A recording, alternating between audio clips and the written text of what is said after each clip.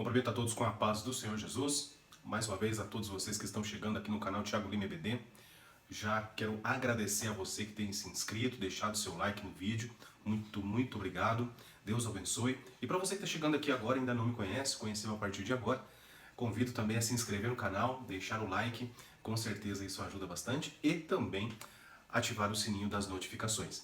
Nosso vídeo de hoje nós vamos falar no tema da lição de número 10, o avivamento na vida pessoal. Hoje uma lição bem pessoal.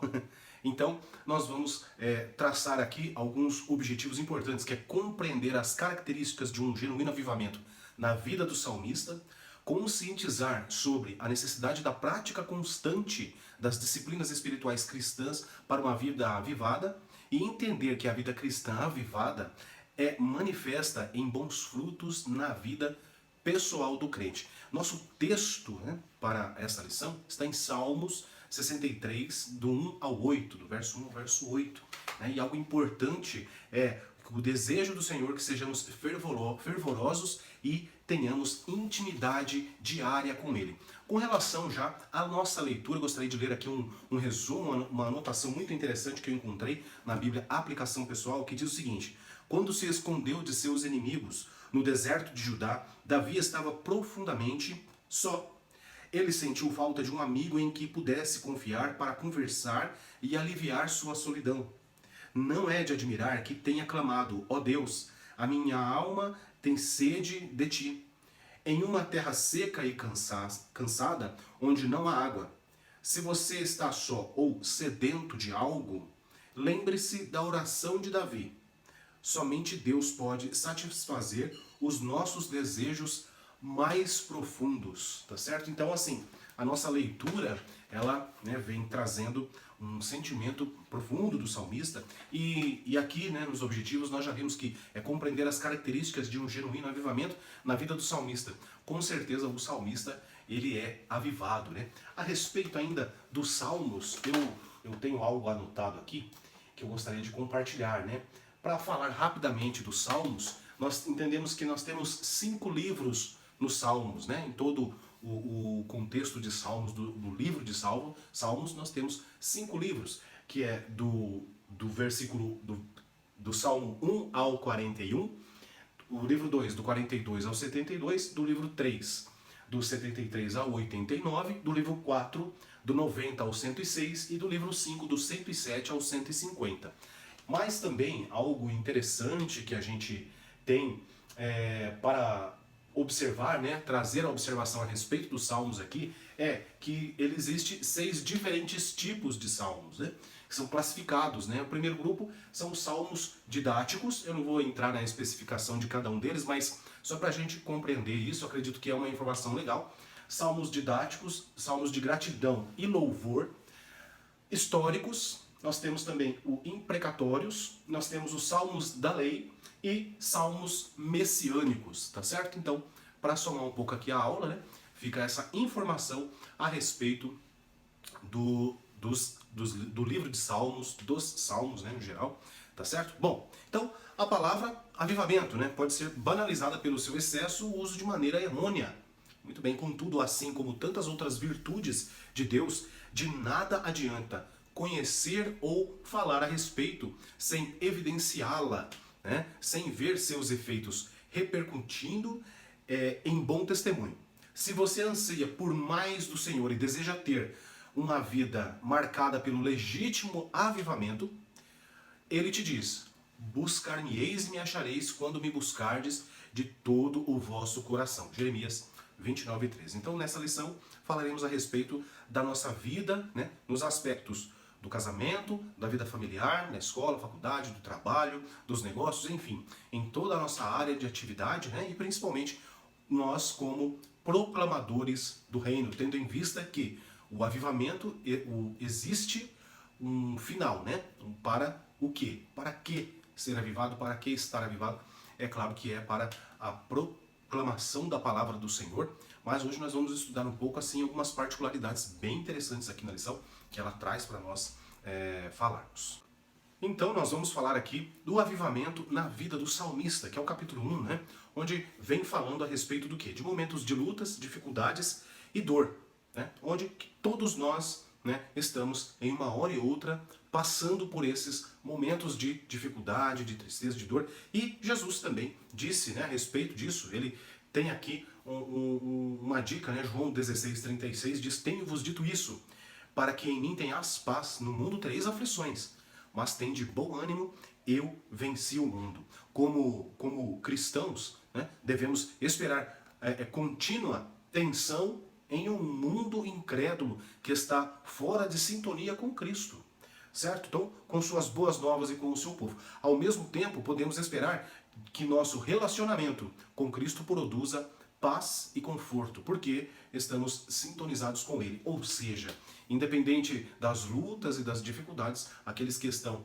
sintonizados com o Senhor estarão, de alguma maneira, sendo, né, confortados aí pelo Senhor Jesus, pelo Espírito Santo, por Deus, e isso faz toda a diferença. Bom, e ainda, 2 Coríntios, capítulo 1, verso 5, diz assim: porque como as aflições de Cristo são abundantes em nós, assim também é abundante a nossa consolação por meio de Cristo, que baseia aquilo que eu acabei de falar, né? E 1 Pedro 5:9 diz assim: ao qual resiste firmes na fé, sabendo que as mesmas aflições se cumprem entre os vossos irmãos no mundo. Ou seja, não é somente você que está passando por dificuldades e várias tensões, mas existem muitas pessoas também, né, que estão com as mesmas situações e até piores. A revista vem nos falar o seguinte: o salmista também tinha o anseio em ver a fortaleza e a glória de Deus, como ele pode contemplar no santuário, né? Esse contato glorioso com o Deus da glória gera na alma do ser humano o reconhecimento da benignidade divina. Aqui podemos aprender com ele a respeito da disposição da alma e contemplar a glória do Senhor e bendizê-lo por toda a vida. Então, o texto da revista já deixa bem claro qual é a situação, né? Então, será que... E aí eu começo com as minhas perguntas, né, para a gente pensar um pouco a respeito do assunto. Será que estamos vendo, né, realmente, contemplando a mão do Senhor, a presença de Deus em nossas vidas? Será que nós estamos reconhecendo o agir do Senhor em nossas vidas? Né? Ou sempre estamos preocupados, né, com o nosso dia de amanhã, né? E a ansiedade tem tomado conta dos nossos corações? Como que eu e você nós estamos procedendo no nosso dia a dia? Porque falar dos Salmos, né? Os Salmos, uma leitura maravilhosa, que em muitos momentos nós nos identificamos com essa leitura. Em muitos momentos nós gostaríamos sim de estar dizendo aquilo que o salmista está dizendo para Deus, né? Porque realmente mexe com o nosso coração. Mas e quando nós fechamos a Bíblia e quando nós vamos encarar a nossa vida no dia a dia, como que a gente tem realmente esperado em Deus? Na verdade, a questão que torna a diferente aqui é que o salmista realmente espera no Senhor, né? Então, eu quero compartilhar com você a respeito, até coloquei assim, uma receita, né? Uma receita que está lá nos Salmos, Salmos de número 37, do 3 ao 7, que diz assim: confia no Senhor, né, e faz o bem, habitarás na terra e verdadeiramente serás alimentado. Deleita-te também no Senhor, e te concederá os desejos do teu coração. Entrega o teu caminho ao Senhor, confia nele e ele o fará. Ele fará sobressair a sua justiça como a luz e o teu juízo como o meio-dia. Descansa no Senhor, espera nele. Não te indignes por causa daquele que prospera em seu caminho, por causa do homem que executa astutos intentos. Então, confia, deleita-te, entrega, descansa, espera, sempre olhando para o céu, não é verdade? Eis que não tosquenejará e nem dormirá o guarda de Israel. Salmo 121, 4. Nós servimos um Deus que não descansa. Se eu e você, talvez, por um momento, nós podemos até abrir uma brecha, né, que não é o caso, mas talvez então nós podemos até vacilar em alguma coisa, e o inimigo está atento quanto a isso, porque ele ruge, né, ao derredor, bramando como um leão. Né, mas o nosso Deus, ele não tosquenejará e nem dormirá, o guarda de Israel. Então, esse cântico expressa o quê? A segurança e a esperança na proteção contínua de Deus. Contínua de Deus. O Senhor não fez só os montes, também criou os céus e a terra. Jamais devemos confiar em um poder menor do que o dele. Certo? Mesmo sendo o Todo-Poderoso, Deus cuida de nós, né, que somos tão pequenos. Nada o distrai, nem o intimida. Estamos seguros. Nunca seremos grandes ao ponto de não precisarmos do incansável cuidado de Deus para com a nossa vida. E a revista diz: Nada é tão consolador para uma vida avivada do que o crente ter Deus como auxílio, refúgio e fortaleza. Olha, uma frase muito interessante. Um verdadeiro avivamento pessoal promove a bênção da segurança divina na vida do crente. E aí, Salmos 46, do 1 ao 7, nos diz: Deus é o nosso refúgio e fortaleza, socorro bem presente na angústia. Portanto, não temeremos, ainda que a terra se mude, ainda que os montes se transportem para o meio dos mares, ainda que as águas rujam, né, e se perturbem, ainda que os montes se abalem pela sua braveza. Há um rio cuja correntes alegram a cidade de Deus, o santuário da morada do Altíssimo. Deus está no meio dela, não se abalará. Deus a ajudará já ao romper da manhã. Os gentios se embraveceram, os reinos se moveram. Ele levantou a sua voz e a terra se derreteu.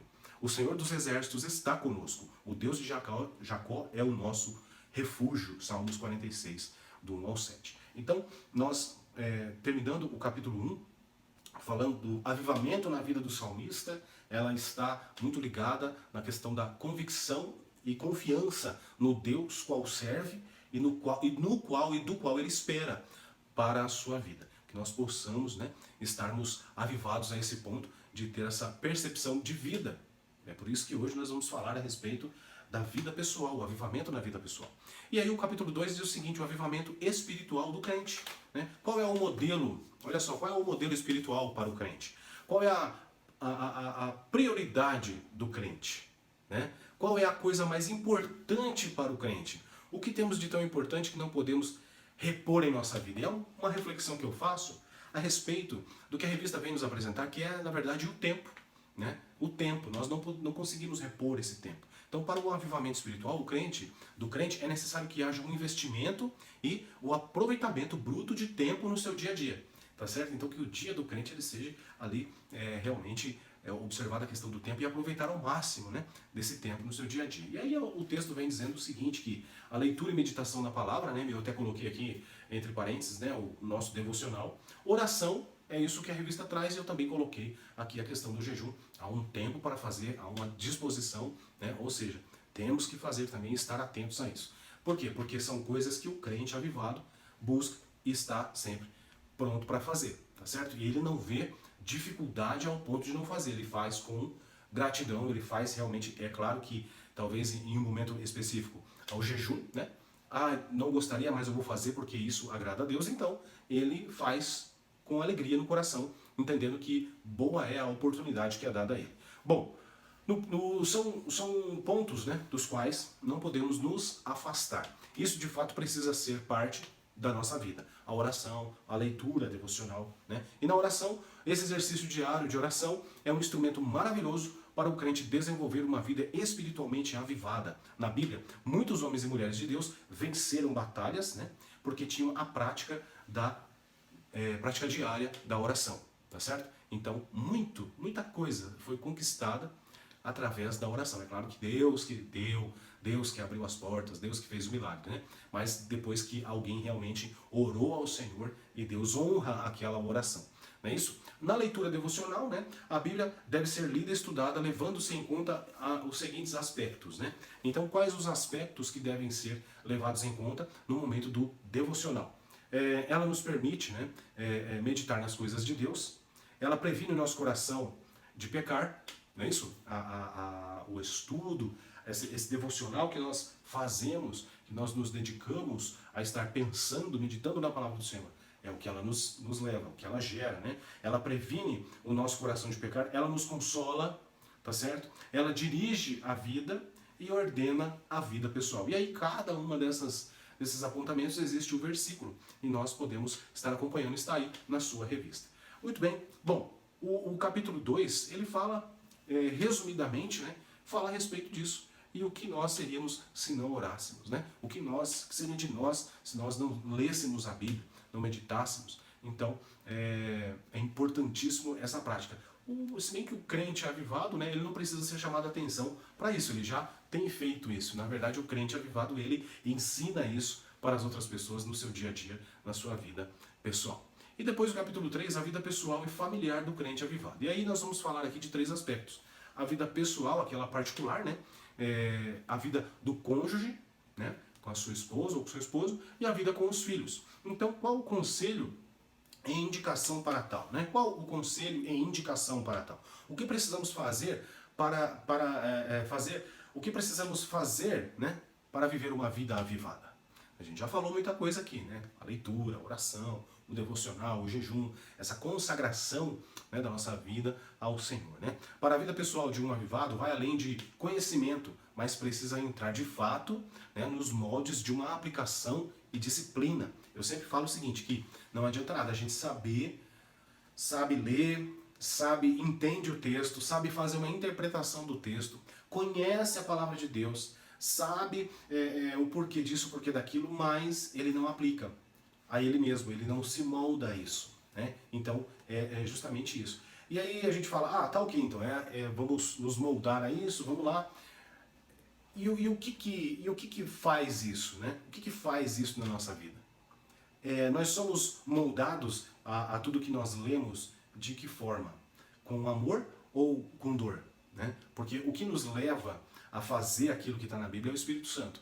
É a ação do Espírito Santo nos avivando e nós nos debruçando a isso, a fazer isso, em busca disso. Não é verdade? Né? Então, o que a gente precisa ter? Se nós sabemos que existe o Espírito Santo de Deus para nos ajudar, para nos induzir a isso, para nos fortalecer nesses momentos, para estar realmente mostrando, olha, Deus está aqui, o Espírito Santo está aqui. Nós precisamos ter, então, um pouquinho mais de disciplina, e essa é a palavra. Nós temos que ter disciplina com os nossos horários, para que tenhamos o devocional, a disciplina para a leitura, para a oração. Né? Então é importantíssimo. E aí a revista traz também a respeito aqui da integridade, né? Da prudência no falar e no agir, e o cuidado na saúde física e emocional. Como nós estamos falando da vida pessoal, né, são pontos que não podem ser simplesmente deixados, né, de lado e ser tocado aqui. Então, na integridade, vem falar aqui de Mateus 5,37. Seja, porém, o vosso falar sim, sim e não, não, porque o que passa disso é procedência maligna. Né? O que nós temos, como nós temos tratado as nossas coisas e como nós temos nos apresentado às pessoas. Dizemos sim e depois acaba virando um não. Né? Então, existe essa afirmação do sim, sim e não, não. Né? Depois, no versículo de Tiago, né, no capítulo 2, verso 2, diz assim: assim falai e assim procedei, como devemos ser julgados pela lei da liberdade. Né? Então há uma direção, e uma direção muito forte e clara para todo aquele que lê, né, que lê a palavra de Deus. Como as maçãs de ouro em salvas de prata, assim é a palavra dita ao seu tempo. Olha só, Provérbios 25, no verso 11, que fala da prudência no falar e no agir, né? E depois, Eclesiastes do 3, capítulo 3, do 1 ao 7, vem falando a respeito do tempo, mais uma vez, onde, né, a gente tem já destacado a respeito disso, que é importantíssimo nós conseguirmos administrar o nosso tempo de maneira mais efetiva, no sentido de ser mais produtivos, né, e entregar mais a nós mesmos no tempo. E depois, João, né, 3 João, capítulo 1, e o verso 2, que diz os cuidados na saúde física e emocional. Né? A revista, a Bíblia vai sempre indicar para que eu e você, nós tenhamos cuidado com isso. Né? Na saúde física e na emocional, ou seja, no corpo e na mente. Tá certo? E aí o versículo aqui diz o seguinte: amado, desejo que te vá bem em todas as coisas e que tenha saúde, assim como bem vai a tua alma. Tá certo? E depois, aqui ainda a respeito da vida pessoal, o amor e a submissão, né, a respeito da vida, agora a vida pessoal não, a vida do cônjuge, né, com o cônjuge.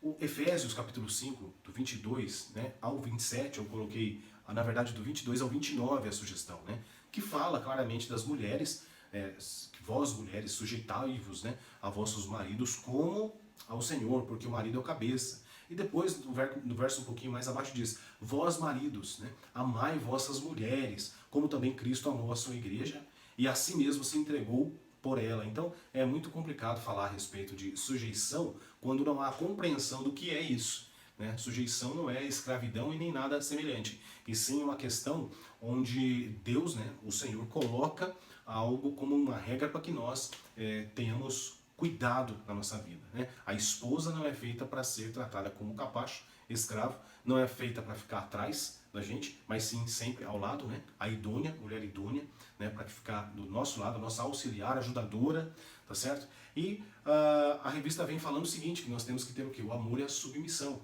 Depois também a demonstração de carinho e afeto. e uma comunicação eficiente e atenta, né? Então, é importante que eu e você nós compreendamos qual é a direção de Deus para a nossa vida com o cônjuge, tá certo? Porque muitos casais, né, infelizmente a gente, uma hora e outra, ouve uma história de que o marido crente tem batido na esposa. Olha só, né, que horrível isso. Então, não estão sendo ensinados, né, ou não querem realmente fazer aquilo que deveriam, que é amar a sua esposa e tratá-la, no mínimo, aí, com respeito, né, ainda que não dê carinho, né, ainda que não dê o afeto ou atenção, mas pelo menos respeite a integridade como pessoa. Mas, infelizmente, muitos casos acontecem por aí. Bom, e depois, quais são, né, os cuidados indispensáveis para uma vida cristã avivada e feliz no relacionamento entre pais e filhos, né? Quais são os cuidados? Né? O afeto com os filhos, os cuidados espirituais com os filhos, né? Deuteronômio 11, do 18 ao 21, diz assim: Ponde, pois, estas minhas palavras no vosso coração e na vossa alma, e atai-as por sinal na vossa mão, para que estejam por frontais entre os vossos olhos. E ensinai aos vossos filhos, falando delas assentado em tua casa, e andando pelo caminho, e deitando-te e levantando-te, né? E escreve-as nos umbrais da tua casa e nas tuas portas, para que se multipliquem os vossos dias e os dias de vossos filhos na terra que o Senhor jurou a vossos pais dar-lhes, como os dias dos céus sobre a terra. Deuteronômio 11, do 18 ao 21. Então, qual que é a indicação para essa questão com os filhos, né? O hábito do culto doméstico, o relacionamento, né, com o relacionamento cristão com os filhos, né? Porque infelizmente às vezes existe um relacionamento somente de pai e filho assim muito frio, onde fica somente onde se manda e se obedece. Mas, né, é necessário, né, um relacionamento cristão com os filhos. E depois também a disciplina, né? A disciplina que a revista vem trazer esse detalhe, chamar a atenção da disciplina do pai para o filho e o pai cristão para o filho. Como que funciona, né? O Hebreus 12:7 diz o seguinte: se suportais a correção, Deus vos trata como filhos. Por quê? Que filho há a quem o pai não corrija? Ou seja, a correção do pai é necessária para o filho, tá certo? Independente, né? Claro, a gente está falando aqui filho, né? Mas filho e filha, é importantíssimo a gente fazer essa correção, né? Eu acredito muito naquela história de que meu pai olhava para mim, eu já entendia que eu estava errado. E aqui em casa tem sido assim. Então, se na sua ainda não sugiro que busque isso em Deus para que seja. Porque aí você vai começar a entender que, né, na verdade, eles precisam começar a entender que as coisas não se adequam a eles, mas eles às coisas, né, que são corretas, que são certas. Afinal de contas, nós temos a palavra de Deus para nos ensinar todos os aspectos da nossa vida, né? E os efeitos, e aí falando agora a respeito dos efeitos do avivamento na vida pessoal. Quais são os efeitos, né? Quais são os efeitos?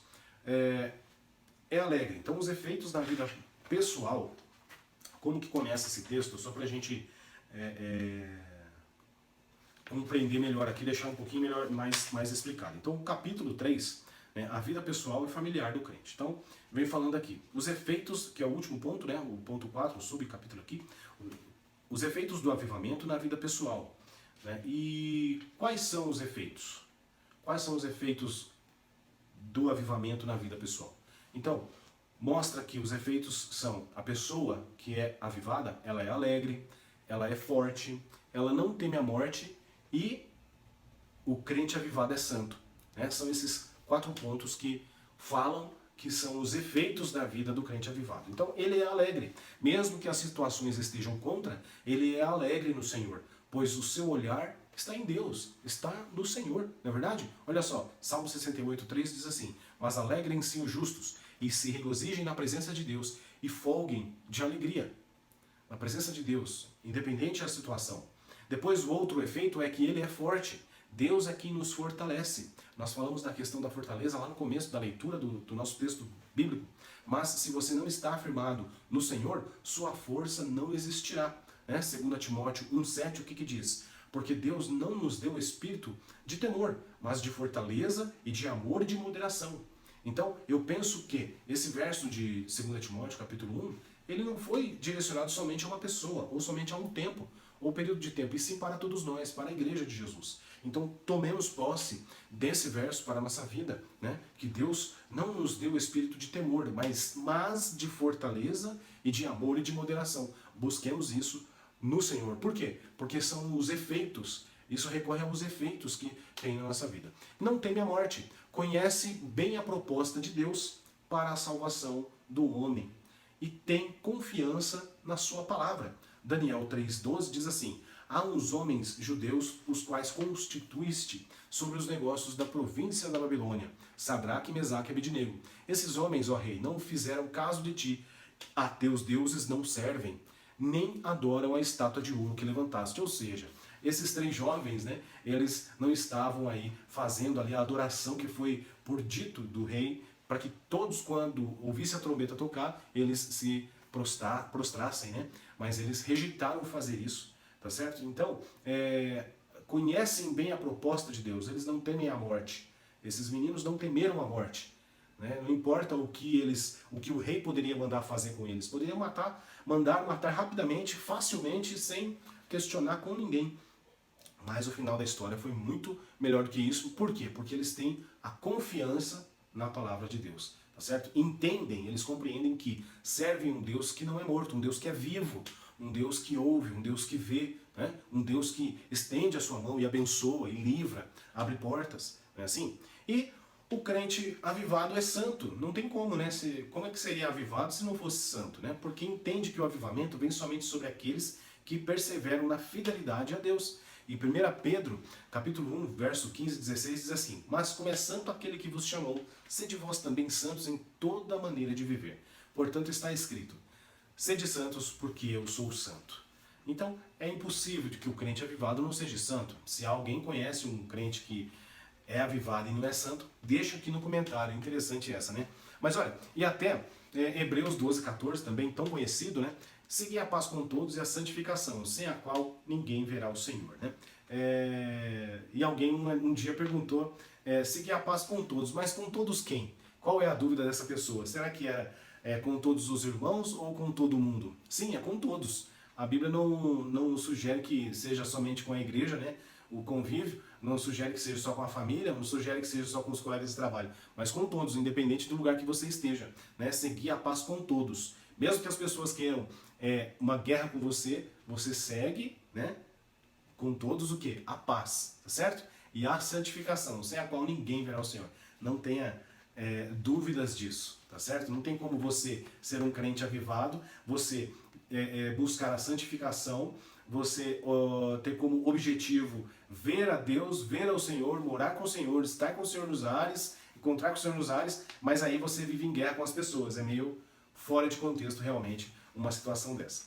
Pessoal, olha, hoje, né, uma aula bem simples aqui, uma reflexão bem simples, mas nós estamos então fechando aqui a aula de número 10, né? E a próxima aula, o próximo vídeo aqui no canal, peço a você que chegou até aqui, deixe seu like, se inscreva, mais uma vez agradeço a todos que têm assim feito, né? E a próxima aula é o avivamento e a missão da igreja, né? Tendo em vista que o avivamento, a função dele, acaba sempre como que, né, um rio desembocando em missões, né? Em fazer missões, sempre no fortalecimento para fazer missões. Então, ficamos por aqui, até a próxima aula. Ah, e outra coisa, eu ia esquecendo, queria mostrar aqui para vocês, olha só, aqui ó, a próxima revista, né?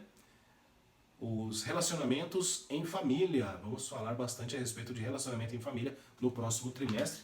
Minha revistinha chegou aqui já, tá certo? Então, até a próxima e que Deus abençoe.